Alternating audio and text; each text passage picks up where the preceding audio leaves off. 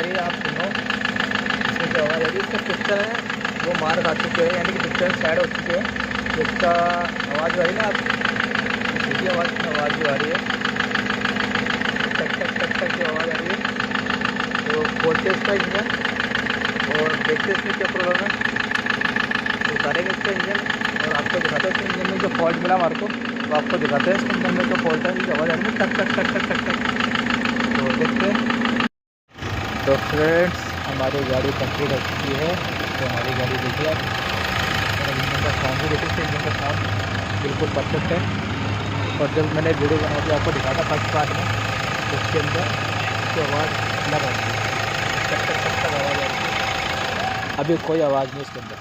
गाड़ी हमारी कंप्लीट हो चुकी है, देखिए आप, गाड़ी स्टार्ट है, गाड़ी हमारी स्टार्ट छोड़ रखी थी हमने, रवा हो रही है और गाड़ी